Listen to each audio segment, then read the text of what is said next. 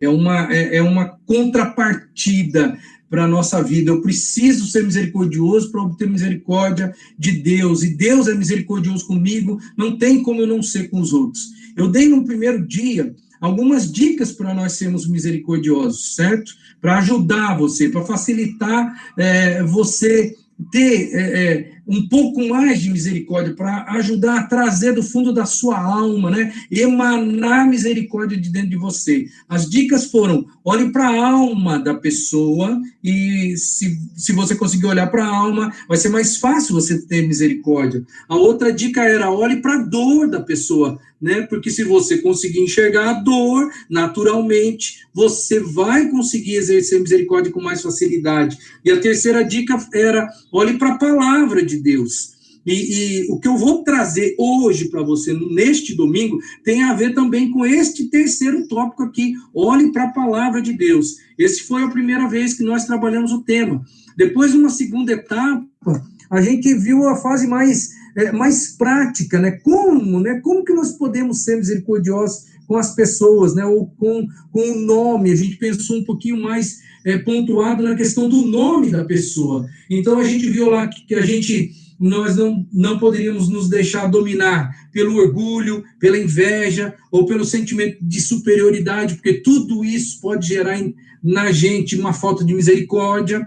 A gente tinha que entender que eu não posso ter prazer de forma alguma em expor o pecado das outras pessoas, porque se eu fizer isso, eu não vou estar exercendo misericórdia para com o nome daquela pessoa, porque ela tem uma reputação a zelar, ela faz força para que ela tenha um caráter aperfeiçoado, ela faz força para ter uma reputação diante das pessoas, e não é justo nós termos prazer, essa é a palavra-chave, né? Ter prazer em expor o pecado das pessoas. Nós deveríamos ficar na nossa, colocarmos diante de Deus aquela situação e não ficar jogando, né? Ter aquele gosto, aquele prazer de ficar falando do pecado dos outros, de expor o pecado das outras pessoas, porque a gente não ganha nada com isso. A gente não deve alimentar calúnias com relação às outras pessoas,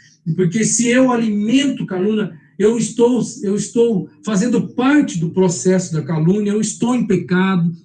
Então, muitas pessoas pensam que só porque ela não inventa alguma coisa dos outros, que ela não está pecando, quando ela fala algo que alguém falou. Então, quando você faz parte desse elo, dessa corrente, você não está exercendo misericórdia com aquela pessoa cuja qual você está falando sobre ela. Eu também não devo diminuir o valor e nem a dignidade das outras pessoas de forma alguma. Isso é falta de misericórdia. E também, uma das partes mais importantes que eu e você precisamos fazer como cristãos, nós não podemos nos calar diante das dificuldades que outra pessoa venha a sofrer com relação à própria calúnia. Então, a Bíblia diz que eu tenho que erguer a voz, eu tenho que defender as pessoas cujas quais não podem se defender.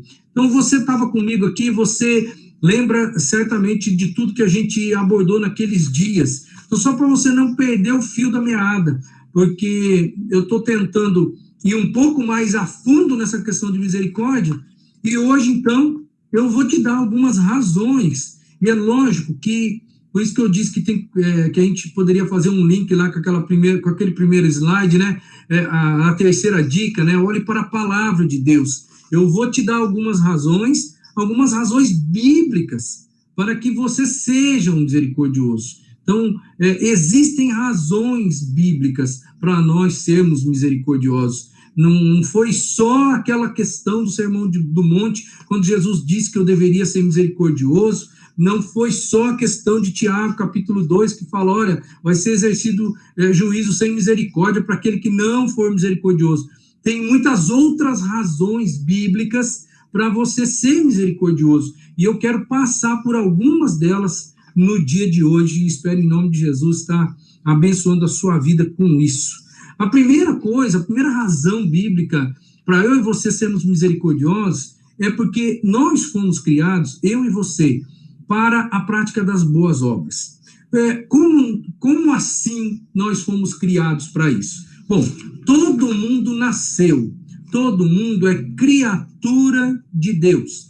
Mas o nós aqui, que vou me referir sempre, que nós fomos criados para praticar as boas obras, isso não diz respeito a todas as criaturas de Deus. Isso diz respeito aos filhos de Deus. Eu, como filho de Deus, eu fui criado como filho de Deus para fazer coisas boas, para praticar coisas boas. E a misericórdia, segundo o enredo global das Escrituras, ela é algo bom. Vamos olhar aqui alguns textos, e eu espero que você anote esses textos, porque certamente esse tema vai ficar aí bombando na sua mente durante muito tempo, tá? Efésios capítulo 2, versículo 10, diz assim, ó, porque somos criação de Deus, realizada em Cristo Jesus, para fazermos boas obras, as quais Deus preparou de antemão para que nós as praticássemos. Irmãos, vamos olhar assim com um pouquinho de cautela para esse texto. Esse texto fala de novo nascimento. Esse texto não fala de nascimento natural. Ele fala do nascimento espiritual. Você percebeu? No início, ele diz assim, somos criação de Deus. Mas que criação de Deus? É a criação natural? Não. Realizada em Cristo Jesus. Então, existe uma criação de Deus, que eu vou chamar de natural, que todo ser humano passou por esse processo. Mas existe aqui, e esse texto de Efésios está falando, da criação de Deus realizada em Cristo Jesus. Que criação é esta? É a criação espiritual. É quando você nasce de novo, irmão. Essa é a criação espiritual realizada em Cristo Jesus. E o texto vai dizer que nós fomos criados espiritualmente para quê? Para quê? Qual foi o objetivo de Deus ter nos criado espiritualmente? Ou seja, de nós nascermos de novo. Você lembra que em algumas mensagens minhas para você, eu sempre disse assim que se Deus quisesse só resolver o seu problema de vida, assim, imediatamente que você aceitasse Jesus, ele iria fazer você morrer e ir para o céu. Porque se esse fosse o objetivo único da salvação, você, quando alcançasse a salvação, não tivesse mais nada para fazer, Jesus já iria levar você para o paraíso, porque lá é o melhor lugar para se ficar. Aqui na terra não é o melhor lugar para se ficar. Então, se esse fosse o objetivo único da salvação, todo mundo que aceitaria Jesus hoje, amanhã, né, Deus recolheria ele e falaria, bom, você já aceitou, agora eu vou trazer para o paraíso. Aqui é o melhor lugar para você. Mas a Bíblia diz que Deus tem um propósito agora conosco. Depois de nascermos de novo, eu fui criado espiritualmente para praticar as boas obras. E olha que interessante que o texto vai dizer assim, ó, as quais, ou seja, as boas obras, as quais Deus preparou de antemão, para quê? Para que nós praticássemos elas.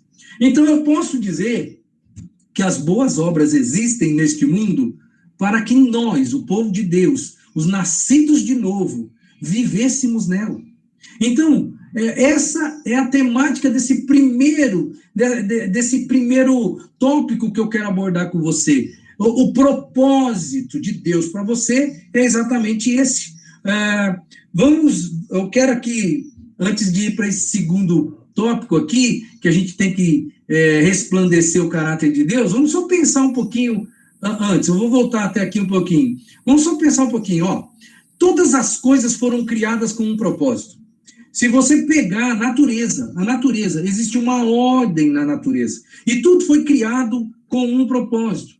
As estrelas, elas não estão lá ao acaso. Existe um propósito para elas. Elas brilham e existe um propósito para as estrelas. Os passarinhos, eles cantam, certo? Existe um propósito na existência dos pássaros. As plantas, no geral, as árvores e toda a vegetação que você percebe na natureza, elas não estão ali à toa. Existe uma ordem, existe um propósito. Deus criou cada ser, do inseto até a mais alta montanha, e tudo tem um propósito. Deus criou todas as coisas com um propósito. Agora, Para que Deus criou a vida espiritual? Para que Deus criou um novo ser? Um novo ser que sou eu e você, regenerado pelo amor de Deus, salvo pela graça do Senhor, por intermédio da cruz de Cristo. Nós fomos criados com um propósito. O propósito maior nosso é continuarmos aqui na terra, amando as pessoas, amando a Deus acima de todas as coisas e amando o próximo como a nós mesmos, servindo as pessoas e perdoando as pessoas, sendo misericordiosos com as pessoas. Então, aquele que não cumpre o seu propósito, a sua missão aqui na Terra, pode ser classificado como alguém inútil. Então, quando você, meu irmão, não consegue exercer misericórdia, porque Deus criou você espiritualmente, Deus regenerou você, deu um novo coração, uma nova mente, um novo propósito de existência, para que você conseguisse ser misericordioso. O mundo não é misericordioso por natureza.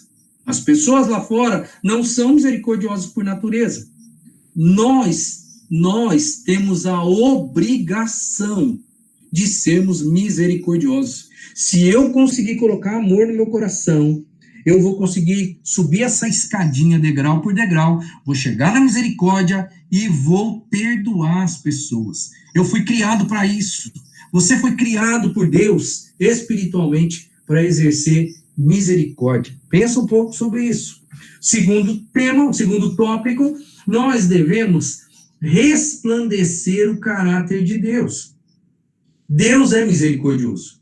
Ele é misericordioso com você todos os dias. Não se esqueça, o nosso tema, o nosso texto base aqui, ele também traz a ideia de que Deus é misericordioso conosco todos os dias, porque as misericórdias do Senhor, elas se renovam a cada manhã, porque grande é a fidelidade de Deus para conosco. Você lembra disso porque esse texto ele tem permeado as nossas mensagens nestes dias. Então, Deus é misericordioso conosco, e nós aqui, eu e você, é mais uma faceta da nossa regeneração. Nós agora estamos aqui, e estamos aqui para quê? Para resplandecermos o caráter de Deus. Quero partilhar com você alguns textos. Primeiro é Lucas 6,36, que diz o seguinte: sejam misericordiosos, assim como o Pai de vocês é misericordioso. O texto que nós lemos hoje com a Jurema. Depois daquela série de coisas difíceis de se fazer, o texto vai dizer assim: olha, você só vai conseguir fazer isso se você for misericordioso. E você precisa ser misericordioso do mesmo jeito que o seu Deus é misericordioso. Miqueias, capítulo 7, verso 18, principalmente na versão revista e atualizada, irmãos, traz a ideia de que Deus ama, né? Ele tem prazer em mostrar amor, misericórdia para com as pessoas. Miqueias 7,18 diz: quem é comparável a ti, ó Deus, que perdoas o pecado e esqueces a transgressão do remanescente da tua herança? Tu que não permaneces irado para sempre, mas tens prazer em mostrar amor. Essa é a descrição do profeta Miqueias com relação ao prazer que Deus tem de perdoar o povo, de perdoar o remanescente da herança dele. É lógico aqui que ele está falando de Israel, ele está falando do tempo de Judá, do povo de Deus lá do Velho Testamento, mas ele está exaltando a misericórdia e o amor de Deus para com aquele povo que você sabe muito bem, era um povo rebelde. Vamos continuar ainda, mais um texto interessante para você, Salmo 145, 8 e 9. O Senhor é misericordioso e compassivo, paciente e transbordante de amor. O Senhor é bom para todos. A sua compaixão alcança todas as suas criaturas. Aqui, o texto não fala da misericórdia e do amor de Deus pelos seus filhos. O texto fala da misericórdia e do amor de Deus para com as suas criaturas. todos que foram criados por Deus. Nós que já entendemos a essência da mensagem bíblica, nós sabemos, nós já diferenciamos o que é um filho de Deus e uma criatura de Deus, né? Você sabe disso. O texto aqui, ele não é um texto específico que pontua que Deus é misericordioso só conosco, que somos os filhos dele. A Bíblia diz que Deus, ele é compassivo, misericordioso e bondoso para com todas as suas criaturas. Irmãos, este ponto aqui, que eu falo que nós temos que ser o reflexo de Deus, é uma coisa muito, muito maravilhosa. Você precisa entender isso, que você acaba sendo o reflexo de Deus, a luz de Deus. É como se alguém colocasse um espelho e você estivesse na frente ali, mas a imagem que está sendo refletida não é a sua, é a do Senhor. Quando você exerce misericórdia, você é o reflexo de Deus para as pessoas. E eu não sei se você percebe aqui a grandeza desse negócio, de nós sermos reflexo de Deus, porque Deus é subjetivo, Deus não é concreto, Deus é abstrato, não tem como explicar Deus para as pessoas, não tem como dizer para as pessoas aí fora, para que elas deem um abraço em Deus, não tem como elas experimentarem fisicamente, um relacionamento, um toque, um abraço, um carinho de Deus. É por isso que eu e você estamos neste mundo, irmãos. Eu preciso refletir como filho de Deus, eu preciso refletir a misericórdia. E se eu refletir a misericórdia de Deus, sendo misericordioso para com as pessoas, quando elas sentirem esta misericórdia de mim, automaticamente, elas vão enxergar a figura divina. Porque você só vai fazer isso impulsionado pela força do Espírito Santo de Deus. E as pessoas vão se questionar, por que essa pessoa está sendo misericordiosa comigo? Porque eu não mereço misericórdia.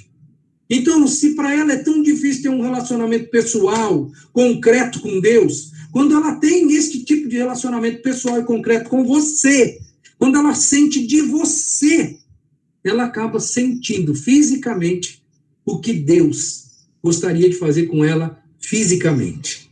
Porque é como se você ali incorporasse a figura divina e você gestualmente abraçasse aquela pessoa. E aquela pessoa não vai se sentir abraçada por você, mas vai se sentir abraçada pelo próprio Deus.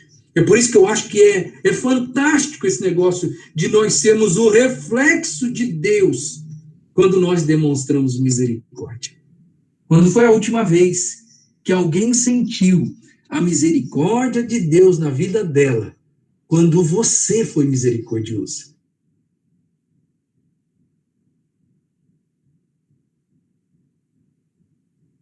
E para você, que nós recebemos, eu e você, nós recebemos de Deus misericórdia sempre. Daqui a pouco eu vou colocar o texto mais uma vez, né, que as misericórdias do Senhor se renovam cada manhã para conosco. Mas eu quero aqui diferenciar um negócio para você. Primeiro, que a gente recebe misericórdia de Deus em todos os momentos. Eu recebo misericórdia de Deus material e recebo misericórdia de Deus espiritualmente falando. Bom, se você está aí hoje respirando, a Bíblia diz que as misericórdias do Senhor são a causa de nós não sermos consumidos. Se não falta o ar para você, é porque Deus está proporcionando isso para você. Deus está proporcionando vida para você. Se você comeu alguma coisa hoje é domingo, né? Hoje foi dia de macarrão. Nós não podemos falar muito de macarrão hoje, porque macarrão vai lembrar italiano vai lembrar palmeirense, os palmeirenses estão meio tristes, então vamos esquecer esse negócio aí. Mas se você comeu alguma coisa hoje, de especial, porque hoje foi domingo, no domingo a gente come umas coisinhas especiais, né? Eu quero dizer para você, foi a misericórdia de Deus sobre a sua vida. Talvez você não vai me levar a sério esse negócio. Pô, pastor, você acha que Deus vai ser misericordioso comigo? só porque eu comi um pedaço de pão hoje, se você bebeu alguma coisa, né, bebeu um copo d'água hoje, foi por causa da misericórdia de Deus. E se você não acredita, eu vou contar para você a historiazinha desse cara aqui, ó. Você não conhece esse cara aqui, porque ele já morreu faz tempo. John Rockefeller. O John Rockefeller, ele foi o primeiro bilionário do mundo. Hoje já tem trilionário, tá? Mas o John Rockefeller, na época dele, ele foi o primeiro homem do planeta a ser bilionário nos Estados Unidos. Ele mexia no ramo de petróleo e foi uma boa pessoa. Quero deixar claro para você que ele foi uma boa pessoa. Uma das marcas do John Rockefeller foi fundar a Universidade de Chicago. E você sabia, eu não sabia disso, só estudando aí que eu acabei descobrindo, a Universidade de Chicago foi fundada por ele em parceria com a Sociedade Batista de Educação Americana. Que coisa maravilhosa saber que nós, como povo batista, nós estamos envolvidos em coisas que nem nós sonhamos, tá? Só coloco aqui a título de conhecimento para você saber como é bom, né? Como é bom a denominação que você tem. Há tantos anos, ela já abençoa a vida de tantas pessoas. Mas eu quero destacar aqui uma fase da vida do John Rockefeller, que foi o primeiro bilionário do mundo. Teve uma época na vida dele que ele ficou doente. E ele, no hospital, sendo bilionário, a dieta dele era água e bolacha de água e sal, durante um bom tempo, até ele se curar. O homem mais rico do mundo, que poderia ter tudo, poderia ter banquetes, as melhores comidas, os melhores lugares, ele um dia, ele passou a bolacha de água e sal e a copo de água durante um período da vida dele. Por que eu estou falando isso para você? Porque às vezes você pensa que o que garante a sua felicidade é a sua estrutura, é o seu dinheiro, é a sua família, as pessoas que cuidam de você. E eu quero dizer para você que o que garante a sua felicidade são as bênçãos materiais que Deus te dá. Porque não adianta você ser o homem mais rico do mundo se você não tiver condições de saúde, que é uma coisa normal que qualquer ser humano tem. Tá? Então, eu quero que você entenda que Deus abençoa você de uma forma normal e natural, dia após dia. Se você hoje comeu um prato gostoso de comida, foi porque Deus, pela misericórdia dele, proporcionou para você essa oportunidade. Então, não se esqueça da lição do primeiro bilionário do mundo, porque ele, todas as coisas que ele podia ter, né, foi tirado dele. E, pela misericórdia de Deus, teve uma época na vida dele que você, hoje, tem mais ou teve mais do que ele, por graça e misericórdia de Deus também. Nós recebemos, além das bênçãos materiais de Deus, a gente recebe de uma maneira ininterrupta as bênçãos espirituais do nosso Deus. Todos os dias você é abençoado espiritualmente pelo Senhor. É bom que a gente se lembre aí, ó, que Deus perdoou a gente. Lá, no dia que você se converteu, você lembra quem você era? Você lembra como você estava? Você se sentia digno, né? Deus perdoou você naquele dia. Mesmo no seu estado de indignidade, Deus perdoou você. Ele transformou você em uma pessoa justa. Você não era justa diante dele, mas pela graça, Deus transformou você numa pessoa justa. Ele adotou você como filho, meu irmão. E isso é pura misericórdia. Só quem adota um filho sabe do que eu estou falando. Porque adotar uma criança é pura misericórdia da vida daquela criança. É uma expressão de amor fora do comum. que é embebida de misericórdia, embebida de graça. Quando você foi adotado por Deus, você recebeu uma bênção misericordiosa desta adoção como filho. Deus selou você com o Espírito Santo da promessa. Ele colocou o Espírito Santo dentro de você. Ele resolveu fazer morada dentro da sua vida. Isso é pura misericórdia. É por isso que a Bíblia coloca esse verso, que eu espero em nome de Jesus que nunca saia da sua memória, que as misericórdias do Senhor são a causa de não sermos consumidos, porque as suas misericórdias não têm fim, renovam-se cada manhã. Grande é a sua fidelidade. Deus abençoa você materialmente, todos os dias, todos os minutos, e Deus abençoa você espiritualmente todos os dias. Por isso, meu irmão, eu preciso ser reflexo deste amor, preciso ser reflexo dessa misericórdia para a vida das pessoas que estão ao meu redor. Terceira coisa aqui que eu quero pensar com você, terceira razão, eu preciso demonstrar misericórdia, porque quando eu demonstro misericórdia, essa misericórdia é um sacrifício que agrada a Deus. Bom, eu quero que você entenda esta ideia de sacrifício, tá? Porque às vezes a gente pensa que sacrifício é aquilo que traduz-se da palavra nos dias de hoje. Algo difícil, mas não é essa conotação que eu quero trazer para você aqui, não. A ideia de sacrifício aqui, ela está atrelada à ideia do Antigo Testamento, tá? A base é Hebreus capítulo 13, que diz o seguinte, ó, não se esqueçam de fazer o bem e de repartir com os outros o que vocês têm, pois de tais sacrifícios Deus se agrada.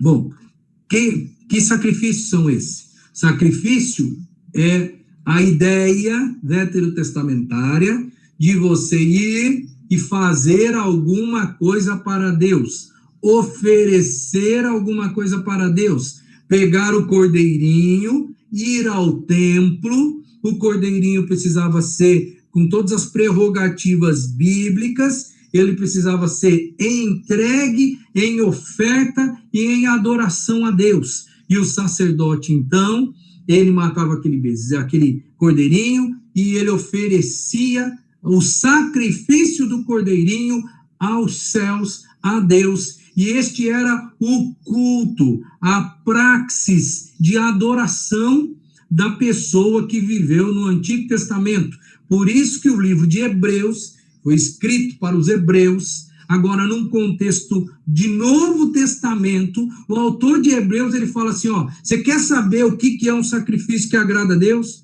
Porque sacrifício para eles era pegar o cordeirinho, levar lá, sacrificar diante de Deus, lá no templo, mas o autor de Hebreus vai dizer outra coisa para eles. Vai falar, olha, agora o sacrifício é outro, e agora você deve fazer o quê? Você não pode se esquecer de fazer o bem e de repartir com os outros o que você tem, porque é este sacrifício que Deus espera de você agora.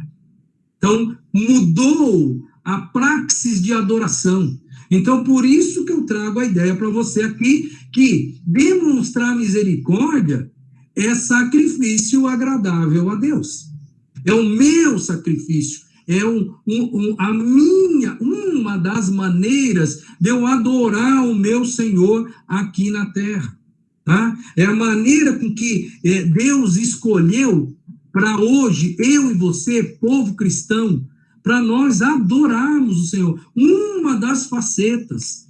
Muitas pessoas pensam que adorar é só cantar para Deus, mas adoração envolve toda a vida cristã. Toda a vida cristã. O fato de você estar aqui hoje demonstra o seu amor para com Deus, irmão. Para com Deus, tá? Você parou o seu dia e você está agora fixado na ideia de se apresentar diante do Senhor em culto, falar com Ele, receber instrução dEle nesse momento, e você, então, está demonstrando através desse gesto que você ama a Deus. Ótimo. É uma faceta da sua adoração. Mas a Bíblia diz também que eu preciso amar os meus irmãos, amar as outras pessoas. E aí, então, eu tenho que repartir com elas o que eu tenho que ser bom, praticar o bem para com essas pessoas. E misericórdia, irmão, é fazer o bem para as pessoas. Quando eu sou misericordioso, eu estou fazendo uma coisa boa para as pessoas.